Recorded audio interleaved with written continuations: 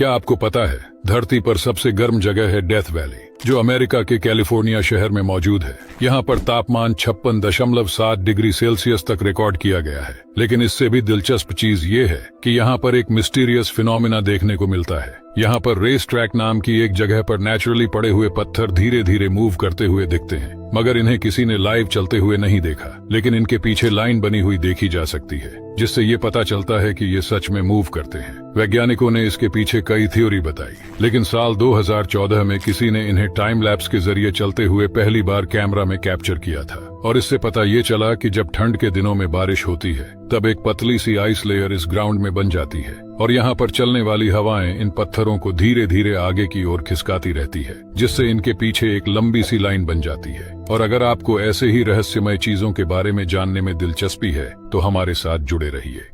क्या आप जानते हैं बृहस्पति को अक्सर फेल्ड स्टार यानी असफल तारा कहा जाता है, क्योंकि इसमें वास्तविक तारों के साथ कुछ समानताएं हैं। तारे ज्यादातर हाइड्रोजन और हीलियम से बने होते हैं और वे न्यूक्लियर फ्यूजन के कारण चमकते हैं, जहां हाइड्रोजन एटम मिलकर हीलियम बनाते हैं, जिससे बहुत अधिक प्रकाश और गर्मी निकलती है। किसी वस्तु को सच्चा सितारा बनने के लिए उसे इतना विशाल होना चाहिए कि उसके मूल में न्यूक्लियर फ्यूजन हो सके। लेकिन बृहस्पति एक गैस जायंट है जो तारों की तरह ही ज्यादातर हाइड्रोजन और हीलियम से बना है। समस्या यह है कि इसके मूल में न्यूक्लियर फ्यूजन शुरू करने के लिए आवश्यक द्रव्यमान नहीं है। बृहस्पति बाकी तारों की तुलना में बहुत हल्का है। वास्तव में यह सूर्य से लगभग 10 गुना छोटा है, जो तारों को शक्ति प्रदान करने वाली तीव्र परमाणु प्रतिक्रियाएं उत्पन्न करने के लिए पर्याप्त नहीं है। यदि बृहस्पति के निर्माण के दौरान उसका द्रव्यमान अधिक होता तो वह एक तारा बन सकता था, लेकिन इसके बजाय ये हमारे सौर मंडल का सबसे बड़ा ग्रह बन गया। हालांकि यह एक आकर्षक ग्रह है, पर यह एक तारा नहीं है।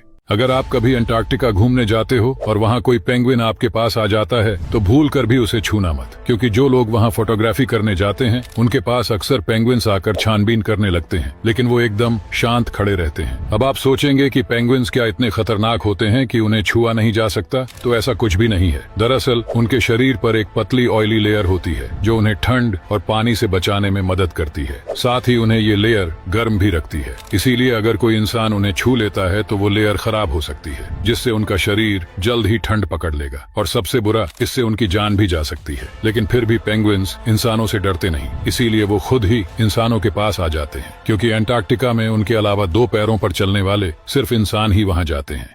ज्यादातर लोगों को लगता है कि डॉग्स और कैट्स एक ही तरीके से पानी पीते हैं, लेकिन ऐसा नहीं है। हाँ, ये बात सही है कि दोनों ही लैपिंग टेक्निक का यूज करते हैं, मगर तरीका थोड़ा सा अलग होता है। दरअसल डॉग्स अपनी जीभ को किसी चम्मच की तरह फोल्ड कर लेते हैं, जो पानी को ऊपर मुंह में खींचने में मदद करती है, जिस वजह से डॉग्स हर बार 1 से 2 मिलीलीटर ही पानी पी पाते हैं। वहीं कैट्स का लैपिंग मोशन काफी शानदार और परफेक्ट होता है, क्योंकि कैट्स अपने जीभ की टिप से बस पानी के सरफेस को टच करते हैं और तेजी से वापस अंदर ले लेते हैं, जिससे पानी मुंह में ऊपर की ओर खींची चली आती है और परफेक्ट टाइमिंग पे वो पानी को पकड़ लेते हैं। साथ ही कैट्स हर सेकंड 3 से 4 बार जीभ निकालते हैं और इस दौरान उनका मुंह भी नहीं हिलता।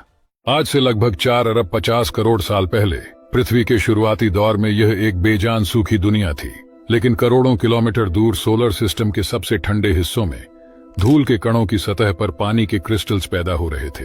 समय के साथ धूल के इन कणों ने करोड़ों की तादाद में आपस में जोड़कर एस्टेरॉइड्स की शक्ल ले ली, लेकिन उस समय तक ये पृथ्वी की पहुंच से काफी दूर थे। किस्मत से एक बहुत बड़ा ग्रह उस समय तेजी से आगे बढ़ रहा था। ये था जुपिटर यानी बृहस्पति का शुरुआती रूप, जो बहुत बड़ा था। सोलर सिस्टम के अंदरूनी हिस्से की सक्रिय ताकतें इसे धीरे धीरे सूरज की ओर खींचने लगी। इस रास्ते पर एस्टेरॉइड बेल्ट से इसकी टक्कर तय थी। जब ये एस्टेरॉइड से टकराते हुए आगे बढ़ा तो इसके गुरुत्वाकर्षण के वजह से बर्फ और पानी से भरी चट्टानें पृथ्वी की ओर उछाल दी गई। लेकिन फिर भी इसी उठापटक और तबाही से सबसे जबरदस्त कॉस्मिक तोहफा पृथ्वी को हासिल हुआ, जो था पानी।